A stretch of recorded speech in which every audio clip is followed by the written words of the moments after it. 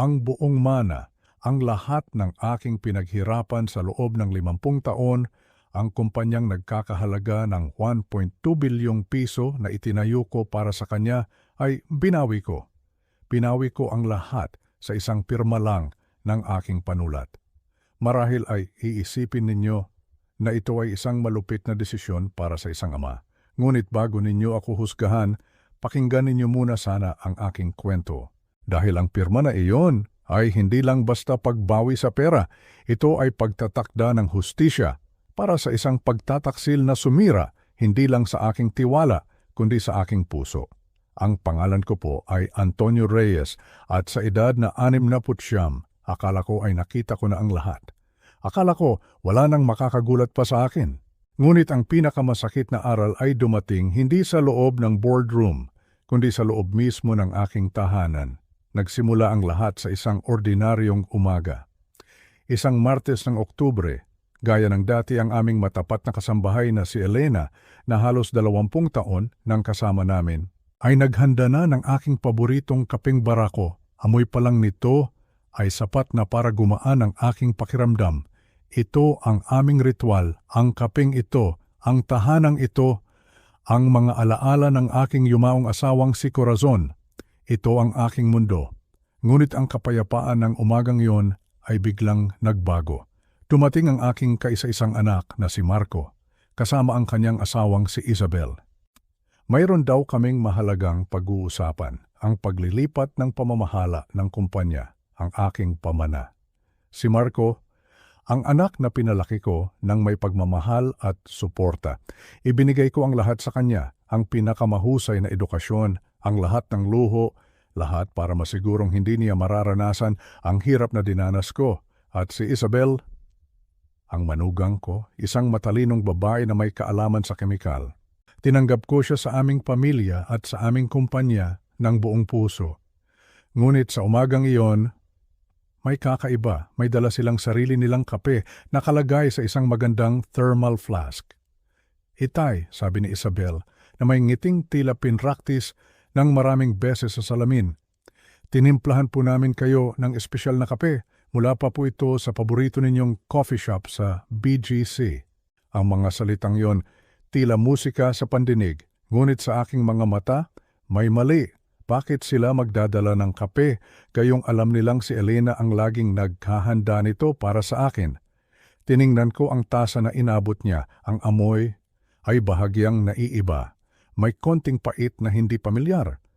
Ngunit bilang isang ama, ano ang gagawin mo? Tatanggihan mo ba ang alay ng iyong mga anak? Kaya't tinanggap ko ito. Habang inilalatag ni Marco ang mga dokumento sa aking mesa, ang mga papel na maglilipat ng lahat ng aking pinaghirapan sa kanyang mga kamay, hindi ko maalis ang tingin ni Isabel sa akin. Ang kanyang mga mata ay nakatutok sa tasa ng kape, isang pagtitig na hindi nagpapakita ng pag-aalala, kundi ng pag-abang. Isang matalim na pag-abang na nagpadala ng kaba sa aking dibdib. Doon ko naramdaman ang pakiramdam na pilit kong iwinawaksi sa loob ng 3 buwan, ang unti-unting panghihina ng aking katawan, ang pagkahilo, ang pagkalito na isinisisi ko lang sa katandaan. Bigla, lahat ng iyon ay nagkaroon ng kahulugan. Ang aking anak, ang sarili kong dugo at laman, ang lalaking pinalaki ko para maging tagapagmana ng aking legacy, ay may balak na kunin ang lahat, ngunit hindi sa paraang marangal, kundi sa paraang pinakamasuklam. Ang kanyang plano ay patayin ako. Oo, patayin ang sarili niyang ama, lahat para sa pera, walang utang na loob. Kinalimutan niya ang lahat ng sakripisyo ko, ang lahat ng pagmamahal na ibinuhos ko sa kanya, kapalit ng malamig na salapi. Ngunit hindi nila alam na ang Diyos ay hindi natutulog. Sa sandaling iyon, isang anghel ang ipinadala sa akin. Ang anghel na iyon ay si Elena. Sa isang aksidente, natabig niya ang aking braso. At sa gitna ng kaguluhan, bumulong siya sa aking tainga, ang mga salitang nagligtas sa aking buhay. Huwag po ninyong inumin, magtiwala kayo. Akala nila matalino sila. Akala nila nagtagumpay na sila sa kanilang masamang balak. Ang hindi nila alam, narinig ko ang babala. At ang negosyanteng matagal nang natutulog sa loob ko ay biglang nagising. Hindi ito paghihiganti. Katarungan ito. Ang kwentong ito ay tungkol sa isang tasang kape na puno ng lason at sa isang pagtataksil na mas mapait pa kaysa sa kamatayan. Ngunit ito rin ay kwento ng katapatan, ng tapang at ng pagbangon mula sa pagkawasak. Akala nila nakuha na nila ang lahat. Ngunit iyon pa lang ang simula. Bago po tayo magpatuloy sa nakagigimbal na mga pangyayari, inaanyayahan ko po kayong mag-subscribe sa channel na ito. At pakisabi na rin po sa comments kung saan po kayo nanonood sa mga oras na ito. Mahalaga po sa akin na malaman na ang kwentong ito ay nakakarating sa mga taong kailangang makarinig nito. Salamat po. At ngayon, ipagpatuloy natin. Nakatitig ako sa mga dokumentong nakalatag sa aking mesa. Ang bawat pahina ay isang testamento sa 40 taon ng aking dugo, pawis at luha. Ang Reyes Development Corporation, hindi lamang ito isang negosyo para sa akin. Ito ang buhay ko. Ang pamanang binuo ko para sa aking kaisa-isang anak, si Marco. At ngayon, sa isang pirma lang, lahat ng ito ay mapupunta sa kanya. Ito na dapat ang sandali ng katuparan. Ang sandali kung saan ang isang ama ay mapapanatag dahil alam niyang ang kanyang pinaghirapan ay nasa mabuting kamay. Ngunit habang hawak ko ang ballpen, isang kakaibang lamig ang gumapang sa aking katawan. Isang pakiramdam na hindi ko maipaliwanag. Tumingin ako kay Marco. Nakangiti siya, ngunit ang kanyang mga mata ay walang kislap. Ito ay ngiti ng isang taong nag-aabang, hindi ng isang anak na nagpapasalamat. Sa tabi niya, si Isabel, ang aking manugang. Ang kanyang mga mata ay hindi nakatingin sa mga papeles, hindi rin sa kanyang asawa. Nakatutok ang mga ito sa tasa ng kapeng nasa harapan ko, ang espesyal na kapeng dala nila. Ang kanyang atensyon ay tila isang laser, matalim at hindi gumagalaw. Bakit? Bakit ganoon na lamang ang kanyang pagtitig sa isang simpleng tasa ng kape? Ang aking kamay na handa ng pumirma ay bahagyang nanginig. Inabot ko ang tasa. Ang amoy nito ay mas matapang, may bahagyang pait na tila sumisiksik sa aking ilong. Iba ito sa kapeng barako na laging inihahanda para sa akin ni Elena tuwing umaga. Ang kapeng iyon ay amoy ng tahanan. Ang kapeng ito ay amoy ng panganib. Mukhang masarap yan, Itay, sabi ni Marco. Ang kanyang boses ay tila nagmamadali. Sige na po, tikman ninyo habang mainit pa. Pagkatapos, maaari na nating tapusin ang mga papeles. Ang kanyang pagpupumilit ay lalong nagpatindi sa aking kaba. May mali. Talagang may mali. Dahan-dahan kong itinaas ang tasa. Ang aking puso ay kumakabog ng malakas sa aking dibdib. Sa gilid ng aking paningin, nakita ko ang paggalaw. Si Elena, may dala siyang isang tray ng mga dokumento, mga papel, na wala namang kaugnayan sa aming pinag-uusapan. Ang kanyang mga hakbang ay tila mabigat, hindi sigurado. Ito ay kakaiba para kay Elena, isang babae na kumikilos ng may kagaanan at kahusayan sa loob ng 20 taon.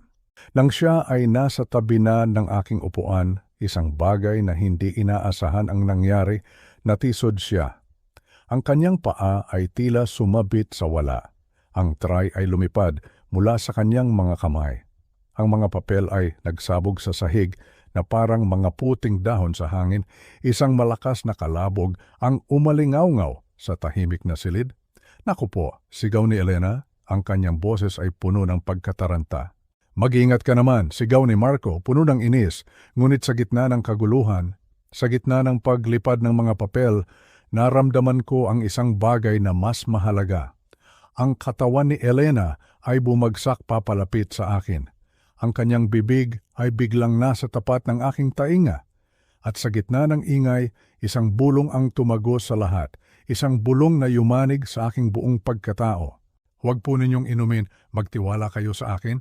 Ang mga salitang iyon ay parang isang kampana na gumising sa bawat himaymay ng aking diwa.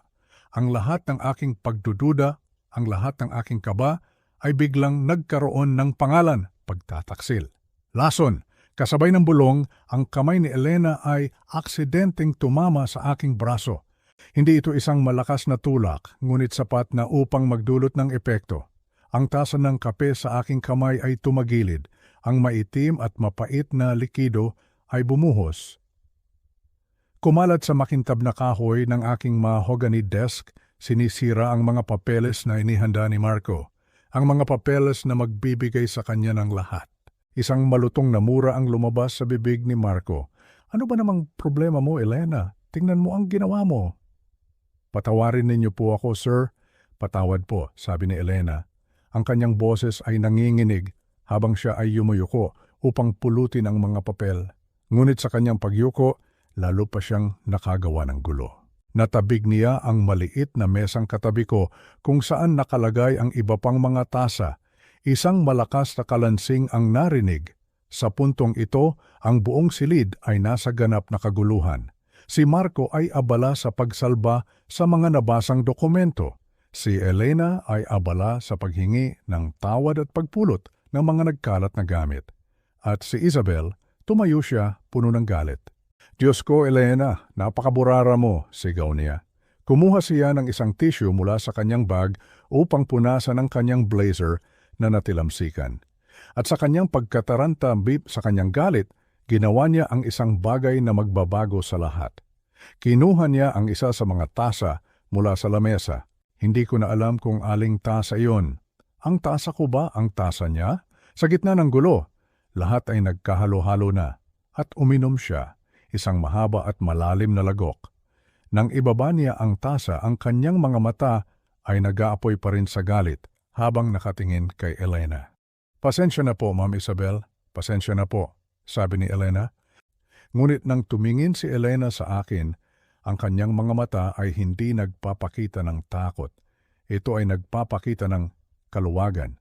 Isang malalim na kaluwagan at sa sandaling iyon, naintindihan ko, ang pagkakatisod ay hindi isang aksidente. Ito ay isang desperadong kilos. Isang kilos ng isang taong handang isugal ang lahat para iligtas ako. 5 minuto. 5 minuto ng paglilinis at pag-aayos. Si Marco ay patuloy na nagrereklamo tungkol sa mga nasirang papeles. Si Isabel ay nagpupunas pa rin ng mantsa sa kanyang damit. Ngunit ako, nakaupo lang ako, tahimik. Ang bulong ni Elena ay paulit-ulit na umuulit sa aking isipan. Huwag po ninyong inumin. Magtiwala kayo sa akin. Ang pait sa aking lalamunan ay hindi na mula sa amoy ng kape. Ito ay ang pait ng katotohanan.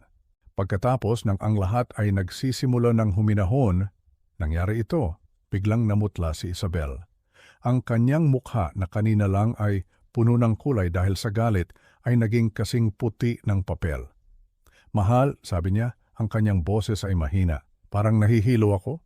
Anong problema? Tanong ni Marco papalapit sa kanya. Umiikot ang paningin ko. Sinubukan niyang tumayo, ngunit ang kanyang mga binti ay tila naging malambot na gulaman ng hina. Pumigay, siya ay pumagsak. Tumalsik ang tasa mula sa kanyang kamay at nabasag sa sahig.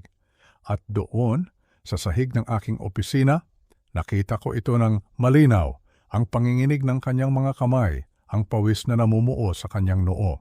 Yes, ang kanyang mga pupil na naging kasing liit ng dulo ng karayom. Ang kanyang katawan ay nanigas. Nagsimula siyang mangisay. Ang kanyang likod ay umarko sa isang paraan na hindi natural. Isang sigaw ang kumawala sa aking lalamunan. Tumawag kayo ng ambulansya? Ngunit si Marco ay nakatayo lang doon sa isang iglap tila nagyelo. Sa kanyang mukha, nakita ko ang isang bagay na mas nakakatakot kaysa sa takot. Pagkalito, pagkabigla. Ito ay hindi ang reaksyon ng isang taong nakakita sa kanyang asawang nag-aagaw buhay. Ito ay ang reaksyon ng isang taong nakakita sa kanyang perpektong plano na biglang sumabog sa kanyang harapan. Ang lason ay napunta sa maling tao. Si Elena ang unang kumilos. Mabilis niyang itinagilid si Isabel upang hindi ito mabulunan. Ako ay lumuhod sa tabi nila. Ang aking isipan ay pilit na pinoproseso ang lahat. Stroke? Atake sa puso? Ngunit ang bulong ni Elena ay patuloy na bumabalik.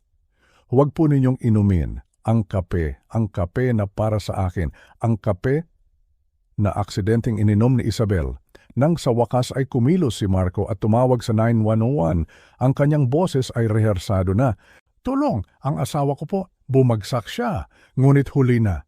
Nakita ko na ang katotohanan sa likod ng kanyang mga mata at alam ko na sa sandaling iyon ang buhay na alam ko ay nagwakas na at isang bagong laban ay nagsisimula pa lang. Ang tunog ng sirena ng ambulansya ay tila isang matinis na sigaw na paulit-ulit na tumatagos sa aking pandinig. Bawat liko, bawat preno ng sasakyan ay parang suntok sa aking dibdib. Sa loob, ang mga paramedic ay mabilis na kumikilos sa paligid ni Isabel na wala pa ring malay. May naglalagay ng suwero, may sumusuri sa kanyang pulso, may nagsasalita sa radyo gamit ang mga salitang hindi ko maintindihan. Isang eksena ng kaguluhan, isang eksena ng buhay at kamatayan. Ngunit sa gitna ng lahat ng ito, ako ay nakaupo ng tuwid at tahimik. 40 taon sa mundo ng negosyo ang nagturo sa akin na huwag magpakita ng kahinaan, lalo na sa panahon ng krisis. Ang aking mukha ay isang blangkong pader, ngunit sa loob, ang aking isipan ay isang bagyo. Sa tapat ko, nakaupo si Marco, ang aking anak. Hawak niya ang kanyang telepono, nakadikit sa kanyang tainga. Ang kanyang boses ay nanginginig sa tamang mga bahagi, puno ng pag-aalala habang kinakausap niya kung sino man sa kabilang linya. Hindi ko alam kung anong nangyari, sabi niya, na may kasamang hikbi. Bigla na lang siyang bumagsak. Pinapanood ko siya, pinag-aaralan ko ang bawat galaw niya, ang pagkunot ng kanyang noo, ang pagpikit ng kanyang mga mata na tila nagpipigil ng luha. Ngunit sa ilalim ng lahat ng iyon, sa ilalim ng lahat ng pag-arte, nakikita ko ito, ang kalkulasyon. Ang lamig sa kanyang mga mata kapag sa tingin niya ay walang nakatingin. Ito ay hindi ang mukha ng isang asawang natatakot para sa kanyang kabiyak. Ito ay ang mukha ng isang taong sinusuri kung ang kanyang plano ay nasira o kung ito ay gumagana pa rin ayon sa inaasahan. At sa sandaling iyon, ang huling hibla ng pag-asa sa aking puso ay nagsimulang mapatid. Pagdating namin sa emergency entrance ng Makati Medical Center, ang mga pinto ay bumukas na tila isang malalim na paghinga. Itinakbo nila si Isabel papasok sa isang trauma bay. Ang puting ilaw ng ospital, ang amoy ng antiseptic, lahat ay tila nagpapatingkad sa bigat ng sitwasyon. Isang doktor ang lumapit sa amin. Isang babae na nasa mga huling bahagi ng kanyang edad 40, ang kanyang buhok ay nakatali ng maayos. Ang kanyang name badge ay nagsasabing, Dr. Santos, Emergency Medicine. Ang kanyang mga mata ay matalas at mapanuri. Anong nangyari? Tanong niya, ang kanyang boses ay kalmado, ngunit may bigat ng autoridad. Si Marco ang unang sumagot. Inulit niya ang kanyang kwento, ang kape, ang pagbagsak, ang kumbulsyon. Magaling siya. Napakagaling niyang artista. Sa loob ng 42 taon, ngayon ko lang napagtanto kung gaano kahusay umarte ang aking anak. Sinuri ni Dr. Santos si Isabel. Itinutok niya ang isang maliit na ilaw sa mga mata nito. Ang kanyang mga pupil ay sobrang liit, sabi niya, na tila nagsasalita sa sarili. At ang tibok ng puso niya ay hindi regular. Tumingin siya sa isang nurse. Ihanda ang full touch screen CBC at chem panel at isama mo na rin ang pagsusuri para sa arsenic levels. Agad-agad. Arsenic. Ang salitang yun ay tumama sa akin na parang kidlat. Hindi ito isang ordinaryong pagsusuri. Ito ay isang pagsusuri para sa lason. Tumingin si Marco sa doktor, ang kanyang mukha ay puno ng pagtataka na tila totoong-totoo. Lason po, doktora? Bakit po arsenic? Standard procedure lang, sagot ni Dr. Santos, ngunit ang kanyang ekspresyon ay nagsasabi ng ibang bagay. Alam kong mayroon na siyang hinala. Ibinaling niya ang kanyang tingin sa akin. Nandoon po kayo nang mangyari ito, Ginoong Reyes. Nagkakape po kami sa aking opisina. Ang kanyang susunod na tanong ay direkta at walang paligoy. Ang tasa po ba ng kape na iyon ay para sa inyo? Ang tanong ay bumaon na parang punyal. Ang buong silid ay tila huminto sa pag-ikot. Naramdaman ko ang titig ni Marco sa akin. Hindi ko po alam, sagot ko. Pinipilit na panatilihing kalmado ang aking boses. Napakabilis po ng mga pangyayari. Nagkagulo po dahil sa natapong kape. isang kasinungalingan. Ngunit sa puntong iyon, kailangan kong mag-ingat. Kailangan kong protektahan ang aking sarili. Maglalabas din po ako ng order para sa inyong blood work, sabi ni Dr. Santos sa akin. Kung ang kaping iyon ay para sa inyo, hindi na niya tinapos ang sasabihin, ngunit naiintindihan ko. Habang kinukuhanan ako ng dugo, isang pulis ang dumating. Si Detective Cruz. Ipinaliwanag ni Dr. Santos na ito ay mandatory reporting. Ang mga kaso ng hinihinalang pagkalason ay kailangang i-report sa pulisya. Nakita ko ang pagbabago sa kilos ni Marco. Ang kanyang pagkabalisa ay hindi na pag-arte. Ito ay totoo na. Pagkalason, sabi niya, ang kanyang boses ay tumaas. Imposible po iyan. Ngunit walang sumagot sa kanya. Ang bigat ng katotohanan ay unti-unting bumabalot sa aming lahat.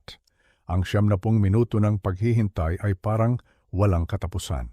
Bawat tunog ng orasan ay parang isang martilyo na pumupukpok sa aking sentido. Sa wakas, bumalik si Dr. Santos. Hawak niya ang isang tablet at ang kanyang mukha ay nagsasabi ng lahat.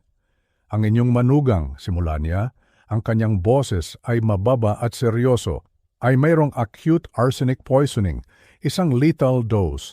Critical po ang kanyang kalagayan. Pinanatili kong matatag ang aking mga kamay. Huwag magpakita ng emosyon. Iyan ang unang aral sa negosyo. At ako po, doktora? Tumingin siya sa akin ng may habag.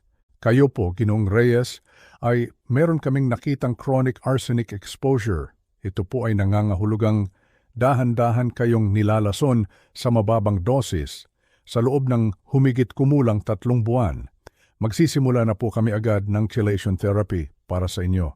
3 buwan. Ang salitang iyon ay umalingaw-ngaw sa aking isipan. 3 buwan. Hulyo, Agosto, Setyembre. Ang pagod na isinisisi ko sa edad, ang pagduduwal na akala ko ay dahil sa stress. Pag-relito sa gitna ng mga board meetings. Ang lahat ng iyon ay hindi pala sintomas ng katandaan. Ito ay sintomas ng lason. May isang taong dahan-dahan na pumapatay sa akin at ang araw na ito, dapat ang katapusan. Sa labas ng consultation room, sa likod ng salamin, nakita ko si Marco. Hawak niya ang kanyang telepono. Ang kanyang mga daliri ay mabilis na gumagalaw sa screen, nagte-text, nagbubura ng ebidensya. Nagpaplano ng kanyang susunod na hakbang, itinaas niya ang kanyang ulo. Ang aming mga mata ay nagtagpo. Sa isang iglap na wala ang maskara, ang nakita ko ay hindi pagsisisi, hindi takot. Ito ay ang parehong kalkulasyon, ang lamig. Ang aking anak, ang batang binuhat ko sa aking mga bisig, ang lalaking pinag-alayan ko ng isang legacy ay isang halimaw. At sa sandaling iyon, sa loob ng malamig at puting pader ng ospital, isang katotohanan ang naging malinaw sa akin. Dapat ako ang patay ngayon. Kinabukasan, ang bigat sa aking dibdib ay tila isang malaking bato na hindi ko maialis. Ang ospital ay isang lugar ng paggaling, ngunit para sa akin, ito ay naging isang kulungan ng masasamang katotohanan. Hindi ko kayang manatili sa aking kwarto. Hinanap ko ang isang lugar kung saan ako makakapag-isip, isang lugar ng kapayapaan. At ang aking mga paa ay dinala ako sa kapilya ng ospital. Sa pagpasok ko, ang amoy ng lumang kahoy at kandila ay sumalubong sa akin. Isang amoy na nagpapaalala sa akin ng mga linggo ng umaga kasama si Corazon. Isang buhay na tila napakalayo na ngayon. At doon, sa huling hilera ng mga upuan, nakita ko siya, si Elena. Mag-isa. Hawak ang isang rosaryo, ang kanyang mga kamay ay nanginginig. Ang mga luha ay tahimik na dumadaloy sa kanyang mga pisngi. Nag-angat siya ng tingin nang marinig niya ang aking mga yabag. Sa kanyang mga mata nakita ko ang takot, ang awa at ang pagsisisi. Ginoong Reyes, sabi niya, ang kanyang boses ay basag. Patawarin ninyo po ako. Umupo ako sa tabi niya. Ang katahimikan sa pagitan namin ay puno ng mga salitang hindi masabi. Elena, sabi ko sa wakas, ang aking boses ay mas mahina kaysa sa inaasahan ko. Iniligtas mo ang buhay ko, wala kang dapat ihingi ng tawad. Tila ang mga salitang iyon ang nagbukas sa lahat ng kanyang pinipigilan. Dapat po ay sinabi ko na sa inyo ng mas maaga, humikbi siya. Natakot po ako. Ano ang nakita mo, Elena? Sabihin mo sa akin ang lahat. Nanginginig niyang kinuha ang isang maliit na spiral notebook mula sa kanyang pitaka. Ang parehong notebook na nakita ko sa kanyang kamay noong umaga ng insidente. Ibinigay niya ito sa akin, binuklat ko ito. Sa loob nakita ko ang 3 buwan ng maingat na pagsusulat, mga petsa, mga oras, mga obserbasyon. Hulyo 15, nagreklamo si Sir Antonio na masama ang pakiramdam. Si Ma'am Isabel, mag-isa sa kusina ng amoy 30 ng umaga. Agosto 3, nahilo si Sir habang may kausap sa telepono. Si Ma'am Isabel ang naghanda ng kanyang kape. Setyembre 10, nalito si Sir sa board meeting. Si Ma'am Isabel ulit ang gumawa ng kape noong umagang iyon. Habang binabasa ko ang bawat salita, ang mga piraso ng palaisipan ay unti-unting nabubuo. Ang mga araw na masama ang aking pakiramdam ay ang mga araw na naroon si Isabel ng maaga. Ang mga araw na ipinipilit niyang tulungan si Elena sa paghahanda ng aking almusal. Nakita ko po siya, Ginoo, pagpapatuloy ni Elena. 6 na linggo na po ang nakakaraan. Nasa kusina po siya bago mag-almusal. May hawak po siyang isang maliit na bote. Isang vial. May lamang malinaw na likido. Nagpatak po siya sa inyong kape. Hinalo ito at umalis na parang walang nangyari. Kinuha niya ang kanyang telepono at ipinakita sa akin. Mga litrato, malabo ngunit sapat na para makilala. Si Isabel nakatayo sa aking kusina, isang maliit na bote sa kanyang kamay. Isa pang litrato ang bukas na bag ni Isabel at sa loob kitang-kita ang parehong bote. Sinubukan ko rin po silang i-record, sabi niya. Inilagay ko po ang telepono ko sa bulsa ng aking apron. Pinatugtog niya ang isang audio file. Mahina, malayo, tila nakikinig ka mula sa ilalim ng tubig. Ngunit sa kabila ng ingay, nakilala ko ang mga boses, si Marco at si Isabel. Nasa loob sila ng aking pamamahay. Ang huling dosis, boses ni Isabel, malinaw at malamig. Kapag pumirma na siya sa paglilipat ng kumpanya. Sumunod ang boses ni Marco, ang boses ng aking anak. Ang mga sintomas ay perpekto. Kailangan lang nating pagkatiwalaan niya tayo sa huling pagkakataon. Isang matinding sakit ang gumuhit sa aking puso. Hindi sakit mula sa lason. Isang sakit na mas malalim. Ang sakit ng katotohanan. Nakaupo ako sa loob ng kapilya, pinakikinggan ang aking sariling anak na nagpaplano ng aking pagpatay. Bakit hindi mo sinabi sa akin agad, Elena? Tanong ko. Ang aking boses ay puno ng pighati. Tumingin siya sa akin, ang kanyang mga mata ay namumula at puno ng luha. Dahil po mahal na mahal ninyo siya, Ginoo. Ipinagmamalaki ninyo siya. Natakot po ako na hindi kayo maniniwala sa akin. Na pagbibintangan ninyo akong naninira. Natatanggalin ninyo ako sa trabaho. At kapag nangyari po iyon, wala nang magbabantay at magpoprotekta sa inyo. Ang kanyang boses ay bumulong na lang sa huli. 20 taon na po ang nakalipas. Ang anak ko po ay nangailangan ng operasyon. Neuroblastoma. Stage 3. Hindi po sakop ng insurance ang eksperimental na gamutan. Ngunit kayo po ang nagbayad ng lahat. 20 milyong piso. Iniligtas ninyo po ang buhay ng anak ko. Tinitigan niya ako at sa kanyang mga mata, nakita ko ang isang bagay na mas malakas kaysa sa takot, isang malalim na utang na loob. Hindi ko po hahayaang patayin nila kayo, Ginoo. Utang ko po sa inyo ang buhay ng aking anak. Wala kang utang sa akin, Elena. Utang ko po sa inyo ang lahat. Ang pinto ng kapilya ay bumukas. Isang babae na nakauniforme ng pulis ang pumasok, si Detective Cruz. Ginoong Reyes, sabi niya, ang kanyang boses ay magalang ngunit matatag. Sinabi po ni Dr. Santos na baka narito kayo. Dinala niya kami sa isang consultation room. Itinala ni Detective Cruz ang lahat. Ipinakita ni Elena ang kwaderno, ang mga litrato at pinatugtog ang mga recording. Ang kanyang mga kamay ay nanginginig sa buong panahon. Ginang Palmer, tanong ni Detective Cruz, bakit hindi ninyo ito inireport ng mas maaga? Natakot po ako, sagot ni Elena. 2 beses po akong pinagbantaan ni Ginoong Marco noong nakaraang buwan na tatanggalin sa trabaho. Masyado daw po akong mausisa. Inisip ko po na kung aakusahan ko sila ng walang matibay na ebidensya, ngunit nag-ipon ka ng ebidensya, sabi ng detective.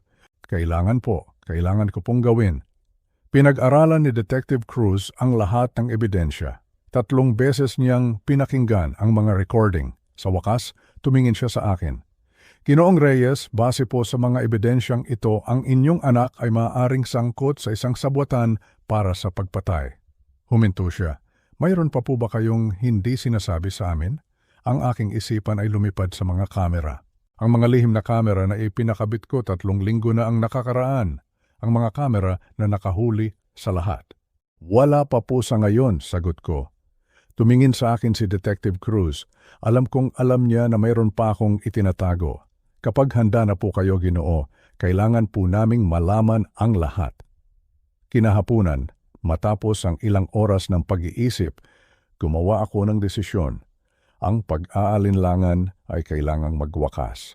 Ang katotohanan, gaano man kasakit, ay kailangang lumabas ng buo. Kailangang malaman ni Detective Cruz ang lahat. Bumalik kami sa consultation room. Ang hangin ay mas mabigat ngayon. Ang bawat isa sa amin ay alam na ang susunod na mga salita ay magbabago sa takbo ng lahat. Umupo si Detective Cruz sa tapat ko, ang kanyang ballpen ay handa na.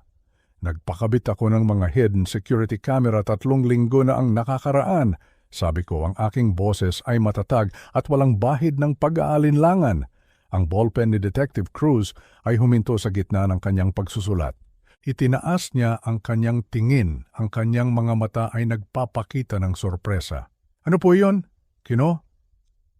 Mga profesional na surveillance camera, may video at audio, inilagay ko sa aking opisina at sa sala. Isinandal niya ang kanyang likod sa upuan. Isang sandali ng katahimikan. Bakit hindi ninyo ito nabanggit kahapon, Ginoong Reyes? Ang kanyang tanong ay hindi mapanghusga, ngunit puno ng pag-usisa. Kailangan ko pong makasiguro na mapagkakatiwalaan ko kayo, tapat kong sagot. Tumawag na po ako sa aking abogado. Alam ko na po kung saan ako nakatayo ayon sa batas. At sinasabi ko na po sa inyo ngayon. Ngunit bakit po kayo nagpakabit ng mga kamera? Ano po ang nagtulak sa inyo? Doon, ikinuwento ko sa kanya ang aking mga hinala. Ang mga hinala na pilit kong itinatago kahit sa sarili ko. Masyadong mapilit si Marco sa pulong na ito, Detective, paliwanag ko. Tumawag siya ng 3 beses sa loob ng 1 linggo. At ang pag-aalala ni Isabel sa aking kalusugan parang inarte, parang isang script na paulit-ulit niyang binabasa. Huminto ako at huminga ng malalim. 40 taon po akong bumabasa ng mga tao sa mundo ng negosyo. Ito ang nagpayaman sa akin. Ang aking instinct, ang aking kutob ay nagsasabing may mali. Nagpakabit ako ng mga kamera dahil umaasa akong mapatunayan kung mali ang aking sarili. Umaasa akong mapatunayan kung paranoid lang ako. At napatunayan ninyo po ba? Tanong niya. Ang kanyang boses ay malumanay. Isang mapait na ngiti ang sumilay sa aking mga labi. Hindi po. 2 oras ang lumipas. Dinala ang isang laptop sa loob ng kwarto. Ang kwarto ay dumilim. At sa screen, lumitaw ang imahe ng aking sariling opisina. Ang timestamp sa itaas ay nagpapakita ng petsa. 2 linggo bago ang insidente. Mag-isa sa loob sina Marco at Isabel. At ang narinig at nakita ko sa sumunod na mga minuto, ang siyang tuluyang pumatay sa puso ko bilang isang ama. Hawak ni Isabel ang isang maliit na bote. Ang parehong bote mula sa mga litrato ni Elena. Itinaas niya ito. Ito na ang huling dosis, sabi niya. Ang kanyang boses ay malinaw at walang emosyon na tila nag-uulat lang siya ng isang chemical formula. Sigurado ka ba sa dami? Tanong ni Marco. Ang anak ko. Ang kanyang boses ay hindi nagpapakita ng pag-aalinlangan o takot.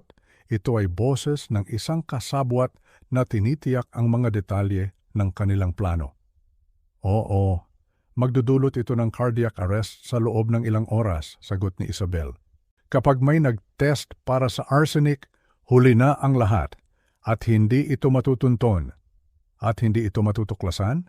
Ang arsenic ay perpektong ginagaya ang sintomas ng heart failure, paliwanag ni Isabel, na may kasamang isang malamig na ngiti. Ang coroner ay makikita kung ano mismo ang gusto nating makita nila.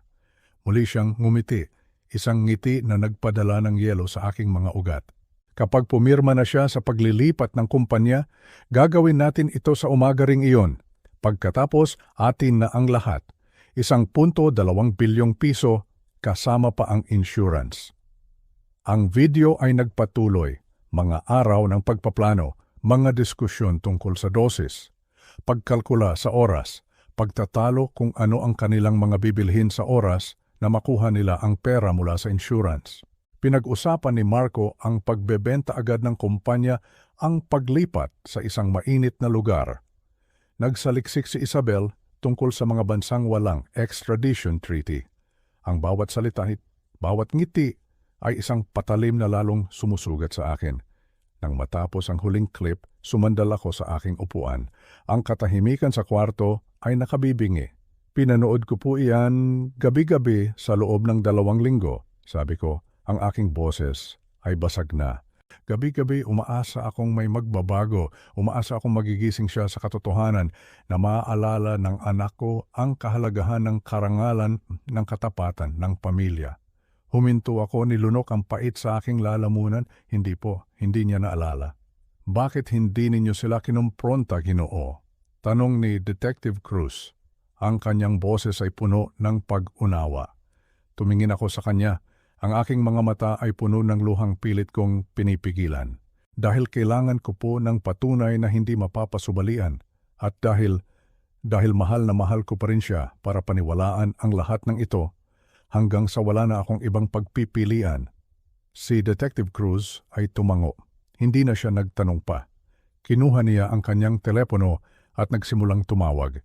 Narinig ko ang mga salitang search warrant, residence, opisina. Ang makina ng hustisya ay nagsimula ng umandar. Kinabukasan, isinagawa ang mga search warrant at ang lahat ng nasa video ay napatunayan. Natagpuan nila ang bote ng arsenic sa loob ng nakalock na drawer sa opisina ni Isabel. Ang mga financial forensic ay nakatunton sa 30 milyong piso na inilipat mula sa mga account ng kumpanya patungo sa personal na account ni Marco sa loob ng 8 buwan. Maliliit na halaga. Maingat na isinagawa upang maiwasan ang anumang red flag. At pagkatapos, ang mga insurance policy, 400 milyong piso para sa aking buhay. Si Marco ang benepisyaryo. Kinuha 8 buwan na ang nakalipas, ang parehong panahon kung kailan nagsimula ang pagnanakaw. Ang parehong panahon kung kailan nagsimulang magtanong si Isabel tungkol sa aking kalusugan, sa aking stress, sa aking diet. Nang gabing iyon, tumawag si Detective Cruz. Dadalhin na po namin sila pareho bukas. Ang ebidensya ay hindi matitinag. Huminto siya sandali. Ginoong Reyes, sa kasalukuyan ninyo pong testamento, lahat po ba ay ipapamana ninyo kay Marco? Tumingin ako sa labas ng bintana ng hotel kung saan ako tumutuloy. Hindi ko na kayang matulog sa sarili kong bahay. Hindi na ngayon. Pinago ko na po iyon 2 linggo na ang nakakaraan. Isang araw matapos kong mapanood ang video na iyon. Paano ninyo po ito binago? Isang ngiting walang kagalakan ang gumuhit sa aking mga labi.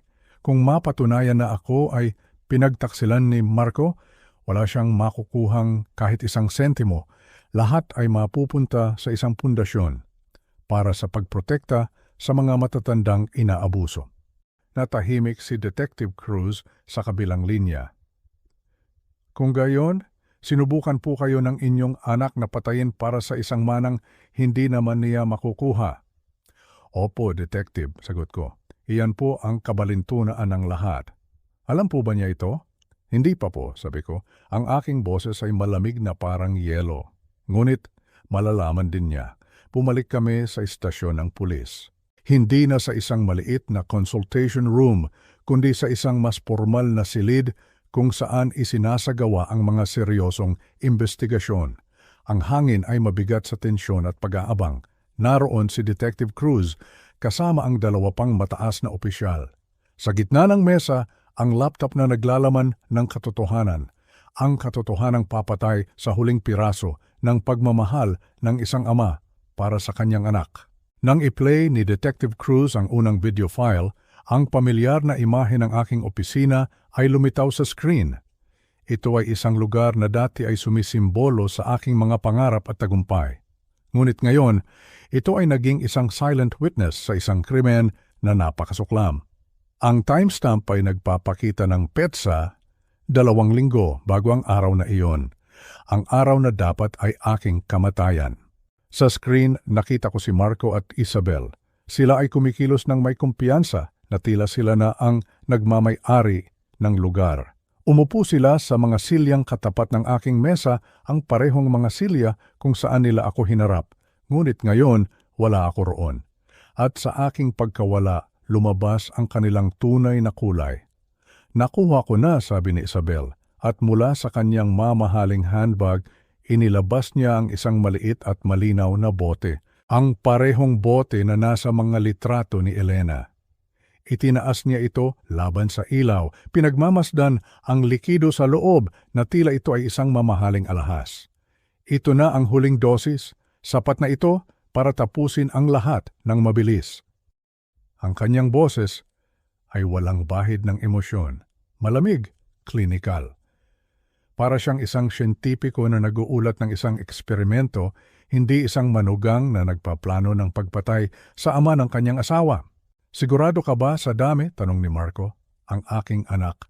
Ang kanyang boses ay hindi nagtatanong dahil sa takot o konsensya. Nagtatanong siya para sa katiyakan, para siguraduhing magtatagumpay ang kanilang plano. Oo naman, sagot ni Isabel na may kasamang pagmamalaki sa kanyang boses. Magdudulot ito ng cardiac arrest sa loob lamang ng ilang oras. Kapag dinala na siya sa ospital at may nag-test para sa arsenic, huli na ang lahat. At hindi ito matutunton sa paunang pagsusuri. At walang makakaalam, walang makakahalata, pag-uulit ni Marco.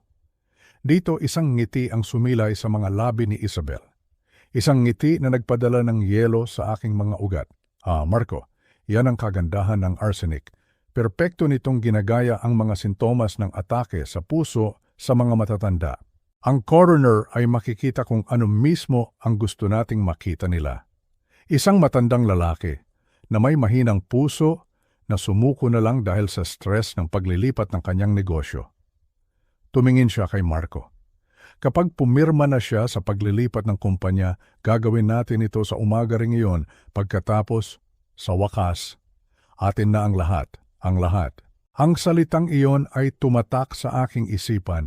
Ang ibig nilang sabihin ay ang aking pera, ang aking kumpanya, ang aking ari-arian, ang lahat ng aking pinaghirapan. 1.2 bilyong piso, bulong ni Marco, na tila dinadama ang bawat numero.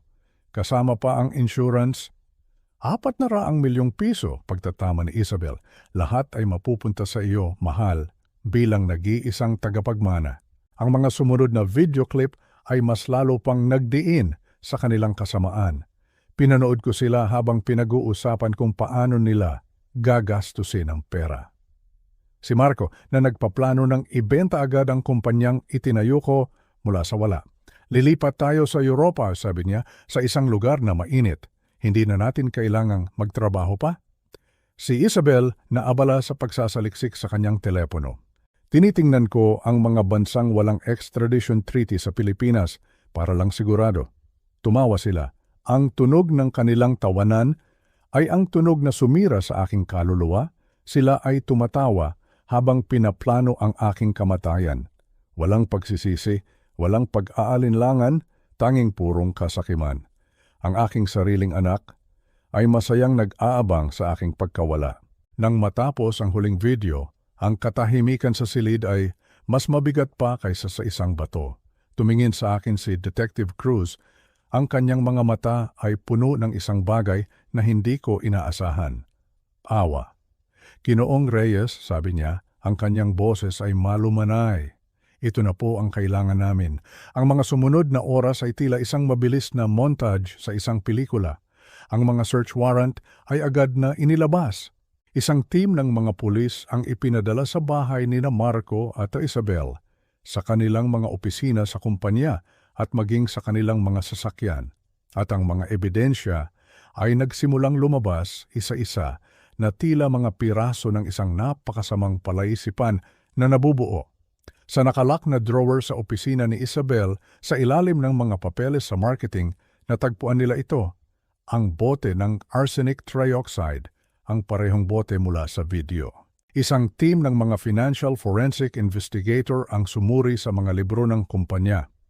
At doon, natuklasan nila ang isang sistematikong pagnanakaw, 30 milyong piso. Inilipat sa loob ng 8 buwan patungo sa isang personal na offshore account na nakapangalan kay Marco. Ang mga transaksyon ay maliliit, maingat na isinagawa upang maiwasan ang anumang hinala. Ngunit kapag pinagsama-sama, ito ay nagpapakita ng isang malinaw na pattern ng pandaraya. At ang huling piraso, ang insurance. Nakipag-ugnayan si Detective Cruz sa insurance company, kinumpirma nila ito, isang life insurance policy na nagkakahalaga ng 400 milyong piso, kinuha 8 buwan na ang nakalipas. Ang benepisyaryo, si Marco Antonio Reyes. Ang aking nag-iisang anak, 8 buwan. Ang lahat ay nagsimula 8 buwan na ang nakalipas, ang pagnanakaw, ang pagbili ng insurance. At sigurado ako, ang pagsisimula ng dahan-dahan na paglalason sa akin. Nang gabing iyon, habang nakaupo ako sa aking hotel room, tumawag si Detective Cruz. Naaresto na po namin sila, Hinoo, sabi niya. Si Hinoong Marco ay inaresto namin sa kanyang bahay. Hindi po siya nanlaban, tila nagulat. Isang mapait na tawa ang kumawala sa akin. Nagulat? Nagulat siya hindi dahil sa kasalanan niya, kundi dahil nahuli siya. Si Ginang Isabel naman po ay formal naming inaresto dito sa ospital. Inilipat na po siya sa isang secured room at pabantayan ng pulis hanggang sa maging stable na ang kanyang kondisyon para ilipat sa kulungan. Anong mga kaso ang isasampa sa kanila? Tanong ko, ang aking boses ay walang emosyon. Conspiracy to commit murder, attempted murder at large-scale estafa, sagot niya. Dahil sa bigat ng mga ebidensya, non-bailable po ang lahat ng ito. Ay ba? Ibinaba ko ang telepono, tumingin ako sa labas ng bintana. Ang mga ilaw ng syudad ay kumikinang sa dilim. Isang magandang tanawin, ngunit sa gabing iyon wala akong makitang ganda. Ang nakikita ko lang ay ang madilim na anino ng pagtataksil. Ang aking anak ay matutulog sa isang malamig na selda. Ang kanyang asawa ay nakaratay sa isang kama sa ospital, pinabantayan na parang isang kriminal. At ako ay mag-isa. Mag-isa sa gitna ng aking tagumpay na ngayon ay wala ng halaga. Ang ebidensya ay hindi nagsinungaling. Ngunit ang katotohanang inilantad nito ay isang bagay na habang buhay kong dadalhin. 6 na buwan ang lumipas, 6 na buwan ng paghahanda ng mga pagpupulong kasama ang mga abogado, at ng mga gabing hindi ako makatulog. Ang bawat araw ay isang pagsubok sa aking katatagan. Ang balita tungkol sa aming pamilya ay kumalat na parang apoy sa buong Maynila. Ang milyonaryong anak na linalason ang sariling ama. Ito ang mga headline. Ang aming pangalan na dati ay simbolo ng respeto at tagumpay ay naging isang kwento ng eskandalo at krimen. Sa wakas, dumating ang araw ng paglilitis. Habang papasok ako sa Makati Regional Trial Court, ang dami ng media at mga usisero ay nakakabingi. Ang bawat flash ng kamera ay parang isang maliit na pagsabog sa aking paningin. Ngunit naglakad ako ng diretso, ang aking mukha ay matatag. Hindi ko sila bibigyan ng kasiyahang makita akong nasasaktan. Sa loob ng korte, ang hangin ay mas mabigat pa. Ang bawat sulok ay puno ng mga taong nag-aabang. Umupo ako sa harap, sa likod ng prosecution team. At doon, sa kabilang panig, sa lamesa ng depensa, nakita ko siya, si Marco. Nakasuot siya ng isang mamahaling suit, ang parehong suit na binili ko para sa kanya noong nakaraang Pasko. Ang kanyang mukha ay payat. May mga maitim na bilog sa ilalim ng kanyang mga mata. Ngunit nang magtama ang aming mga mata, sinubukan niyang ngumiti. Isang nangiti ng pagsisisi, hindi. Ito ay isang ngiti na puno ng pag-arte, isang huling pagtatangka na makuha ang aking simpatya.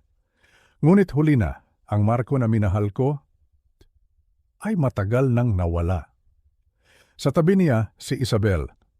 Ang kanyang paggaling ay tila isang milagro, ngunit ang kanyang hitsura ngayon ay malayo na sa dating manugang kong palaging nakaayos. Ang kanyang dating kumpiyansa ay napalitan ng takot. Hindi siya tumingin sa aking direksyon. All rise, anunsyo ng bailiff. Pumasok ang hukom si Judge Morrison, isang babaeng kilala sa kanyang pagiging istrikto at patas. Nagsimula ang paglilitis. Ang tagausig si Fiscal Aquino ay isang matalinong babae na may matalas na pananalita. Inilatag niya ang mga kaso laban sa mag-asawa, ang sistematikong paglalason, ang pagnanakaw ng 30 milyong piso, ang insurance fraud. Habang nagsasalita siya, ang bawat salita ay parang isang martilyo na pumupukpok sa ataol ng kinabukasan ng aking anak. Ang abogado ni Marco, si Attorney Holloway, ay isang kilalang defense lawyer. Ang kanyang estratehiya ay malinaw mula sa simula. Isisi ang lahat kay Isabel. Iginiit niya na si Marco ay isang biktima lamang, isang mahinang lalaki na nahulog sa ilalim ng impluensya ng isang mapalinlang at dalubhasang babae. Isang lalaking natakot at napilitan lamang.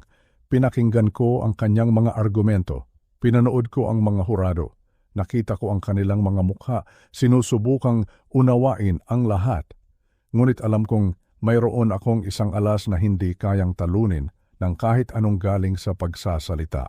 Ang katotohanan. At pagkatapos, dumating ang sandali. Your Honor, sabi ni Fiscal Aquino, ang prosecution po ay nais ipresenta ang aming susunod na ebidensya. Isang malaking screen ang ibinaba mula sa kisame. Ang mga ilaw sa korte ay unti-unting namatay. Ang tanging liwanag na natira ay mula sa screen.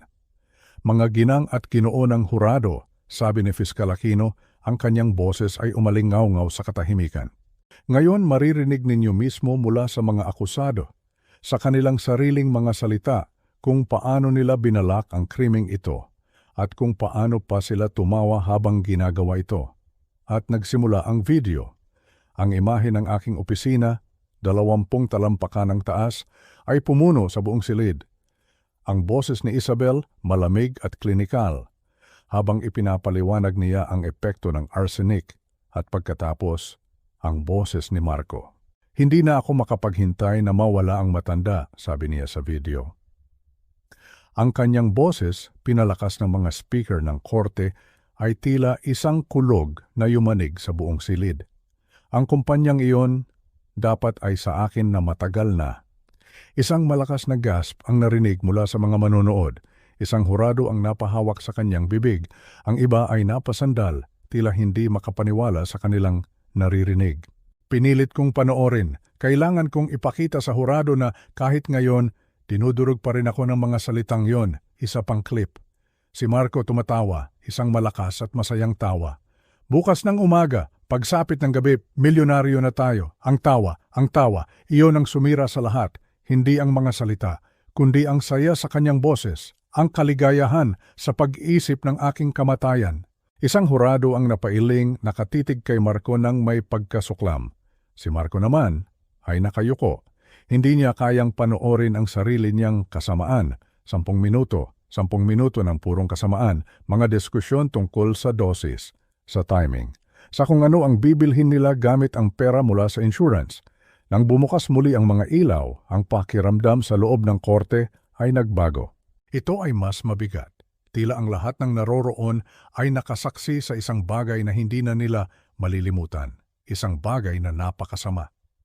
Ang abogado ni Marco ay sinubukang magsalita. Sinubukan niyang ipaliwanag na si Marco ay minanipula.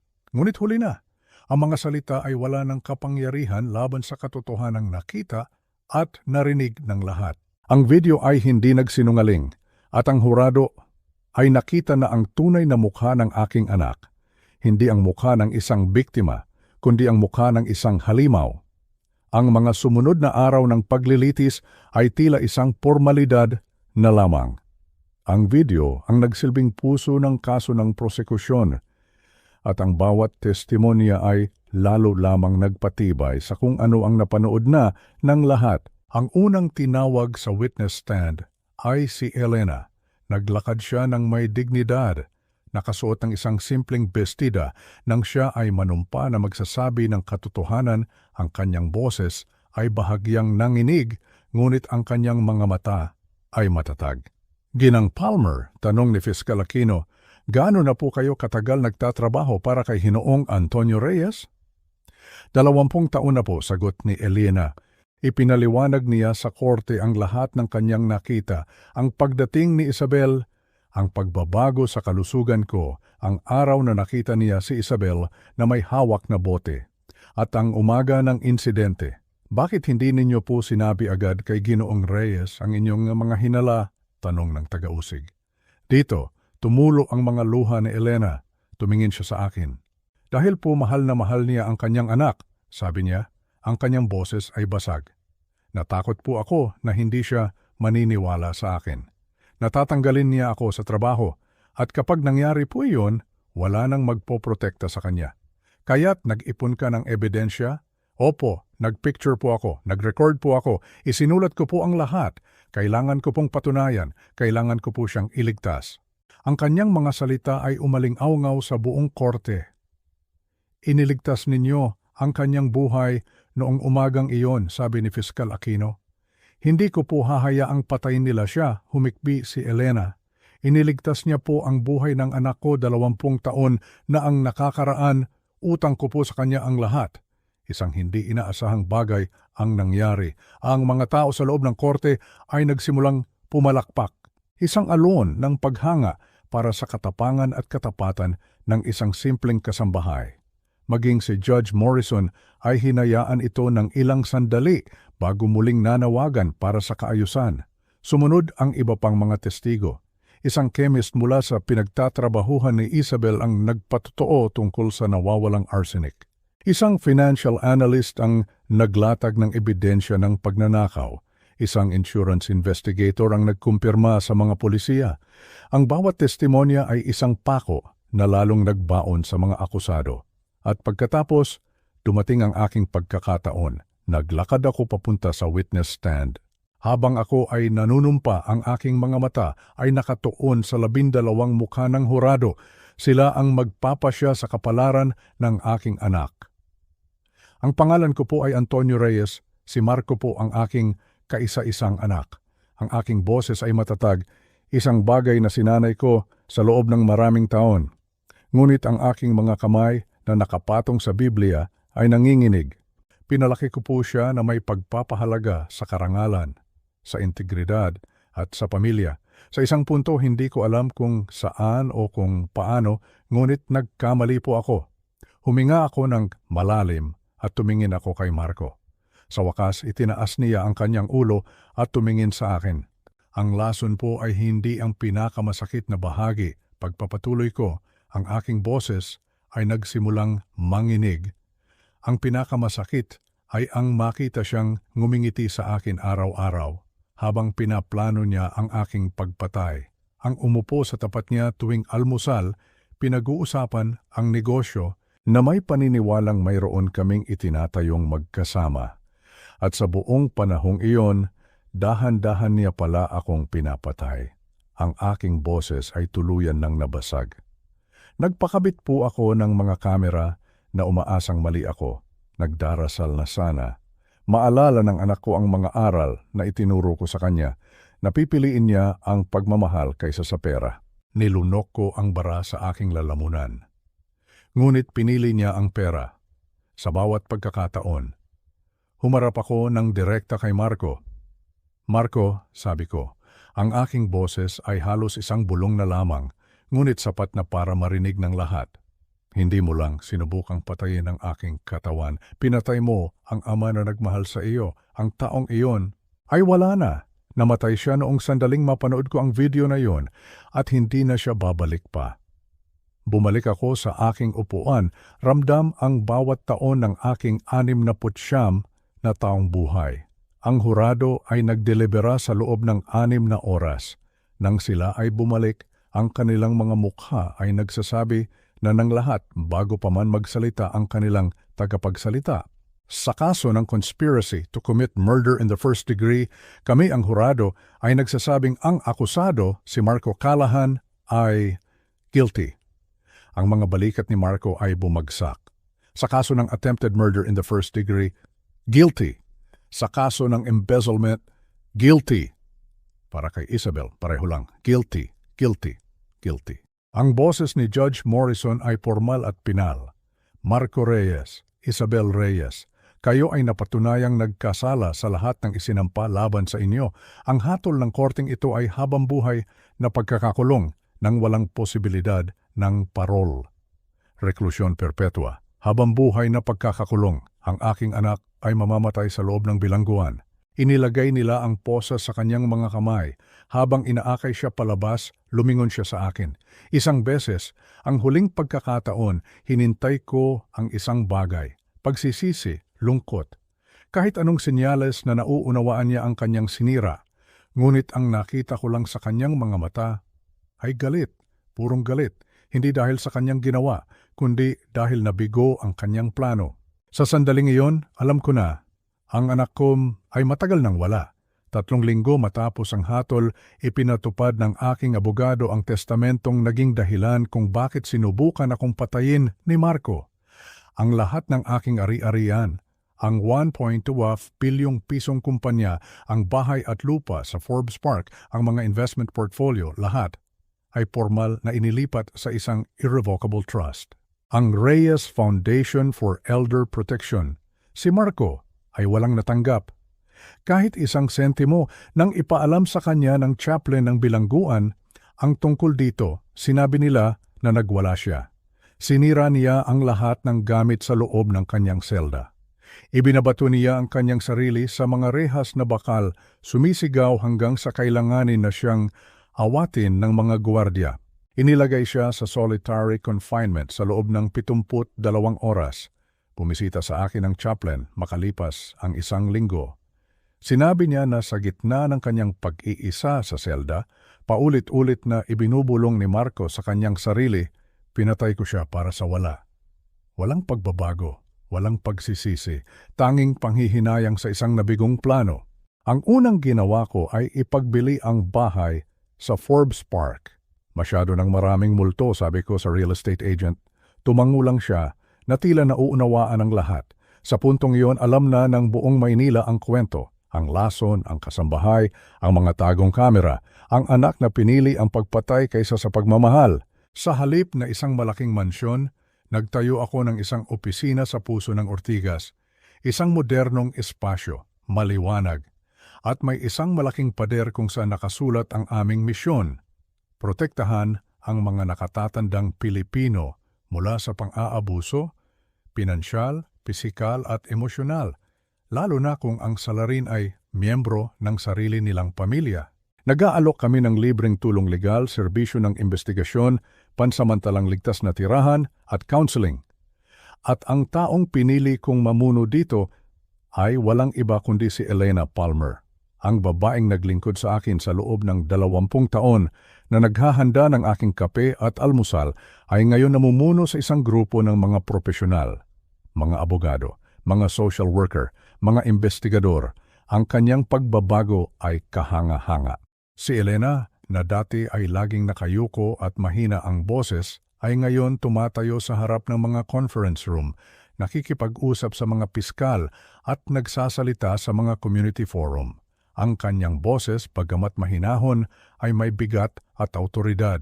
Ang bigat ng isang taong hinarap ang kasamaan at hindi tumalikod. Ang pundasyon ay hindi lamang naging trabaho ko. Ito ang naging buhay ko. Ito ang nagbigay sa akin ng bagong dahilan para bumangon tuwing umaga. Sa loob lamang ng 3 buwan, nakatulong na kami sa 12 pamilya. Nakabawi kami ng milyon-milyong pisong ninakaw mula sa mga matatanda at nailipat namin ang 7 biktima sa mga ligtas na tirahan.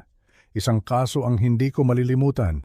Si Ginang Margaret, isang 76 taong gulang na retiradong librarian.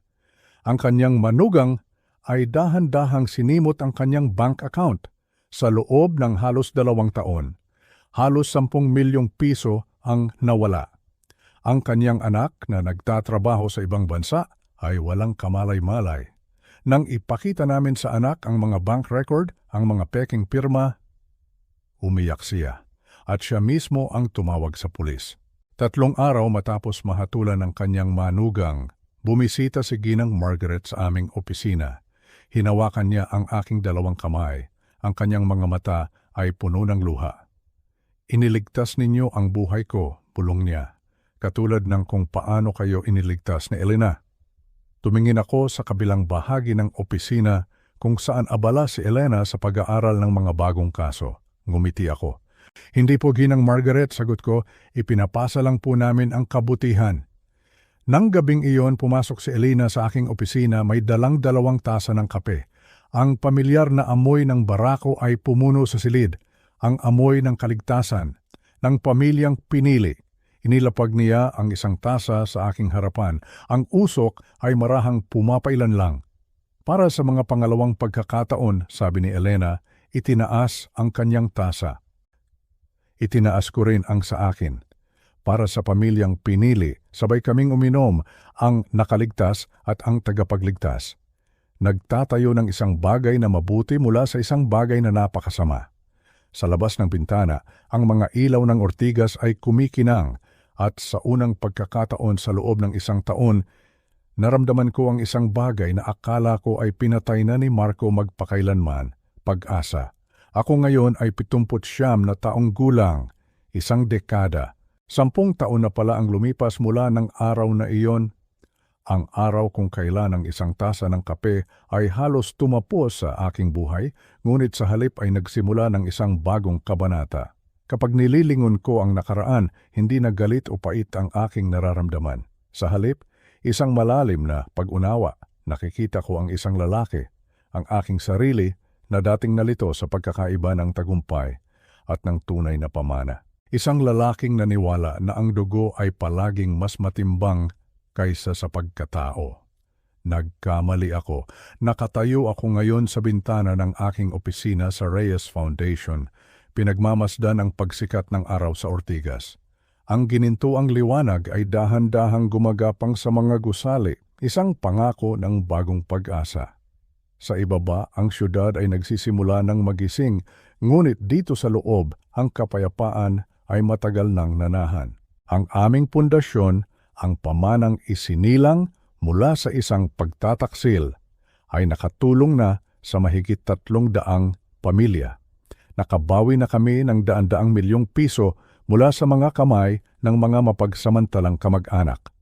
At higit sa lahat, naibalik namin ang dignidad at kapayapaan ng isip sa maraming nakatatanda na nawalan na ng pag-asa. Sa conference room, naririnig ko ang mahinang boses ni Elena. Pinamumunuan niya ang aming lingguhang support group. 12 matatanda ang nakaupo sa paligid ng mesa, nagbabahagi ng kanilang mga kwento. Nakikinig sa isa't isa. Dito sila ay ligtas. Dito sila ay naiintindihan. Si Elena, ang dating kong kasambahay, ay ngayon isang pambansang boses para sa mga naaapi. Noong nakaraang taon, ginawaran siya ng isang prestihiyosong parangal para sa kanyang walang sawang pagtataguyod sa karapatan ng mga nakatatanda. Mula sa pagiging isang tahimik na tagapagligtas, siya ay naging isang leader, isang inspirasyon. Ang kanyang tahimik na katapangan noong araw na iyon ay naging isang malakas na kilusan, may kumatok sa aking pinto. Magandang umaga, Antonio, bati ng isang pamilyar na boses.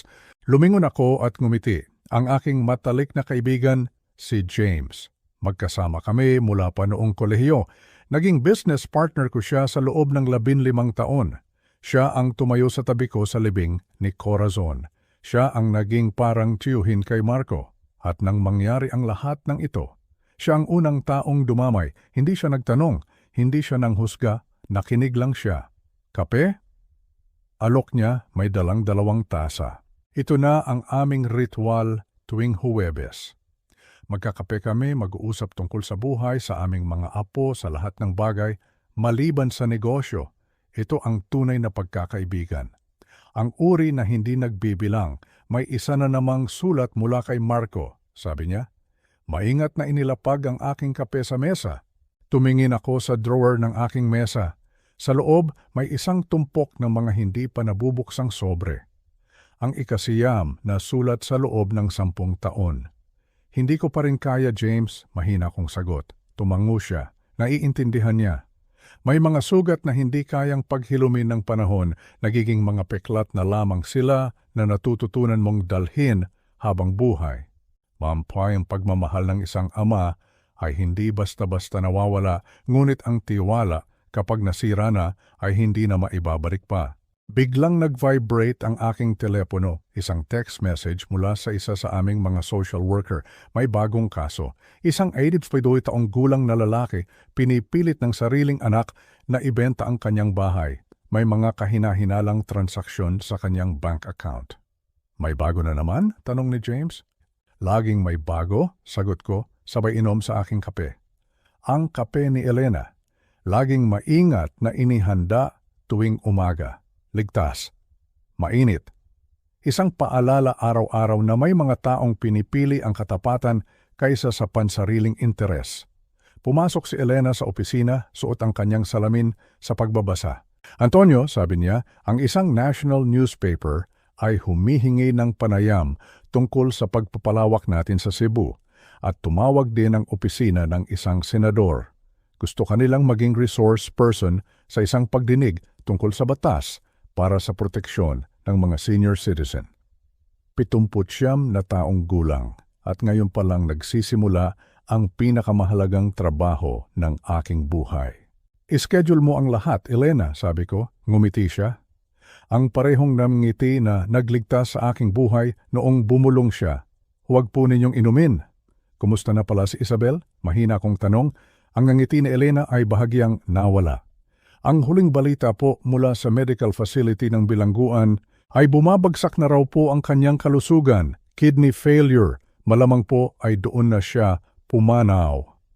Wala akong naramdaman, hindi galak, hindi awa, isang kawalan lamang kung saan dating naroon ang pamilya ng aking anak. Itinaas ni James ang kanyang tasa ng kape. Para sa pamilyang pinili. Itinaas namin ni Elena ang aming mga tasa para sa mga pangalawang pagkakataon. Malambing na dagdag ni Elena. Para sa katarungan, pagtatapos ko, sabay-sabay kaming uminom. 3 taong pinagbuklod, hindi ng dugo, kundi ng isang bagay na mas matibay. Layunin, katapatan, pagmamahal. Ito ang aking tunay na pamilya. Kung mayroon man akong natutunan sa lahat ng ito ay ang mga sumusunod. Huwag mong baliwalain ang mga babala kapag ang isang taong mahal mo ay nagsimulang tingnan ka bilang isang ari-arian sa halip na isang tao. Huwag kang maghintay hanggang ang lason ay nasa iyong tasa na bago ka magtanong ng mahihirap na katanungan. At higit sa lahat, huwag mong kailanman ipagkamali ang katapatan sa pagkakamag-anak. Nagpapasalamat ako sa Diyos tuwing umaga na binigyan niya si Elena ng lakas ng loob na kumilos noong ako ay bulag pa sa katotohanan. Nagpapasalamat ako na binigyan niya ako ng pangalawang pagkakataon na bumuo ng isang bagay na tunay na mahalaga. Hindi isang kumpanyang nagkakahalaga ng bilyon-bilyon, kundi isang pundasyon na nagbibigay proteksyon sa mga pinakanangangailangan. Ang kwentong ito, bagamat totoo, ay tila isang bangungot pa rin minsan. Isang kwento ng isang lolo na hindi ko inakalang isasalaysay ko. Ngunit kung ang pagbabahagi nito ay makakapagligtas kahit isang magulang mula sa kasakiman ng kanilang sariling anak, kung gayon marahil ang pagtataksil na dinanas ko ay nagkaroon din ng isang layunin. Ang tunay na pamilya ay hindi ipinapanganak, ito ay binubuo. Pumili ka ng mga taong pinipili ka rin. Kung ang kwentong ito ay nakaantig sa inyo, mangyaring mag-iwan ng komento sa ibaba at ibahagi ang inyong saloobin. Mag-subscribe po kayo sa channel na ito para hindi ninyo makaligtaan ang iba pang mga kwento ng isang lolo na may aral. At kung na mayroon po kayong kakilalang nakatatanda na maaaring nasa panganib, mangyaring ibahagi ang video na ito, maaari itong makapagligtas ng isang buhay. Kat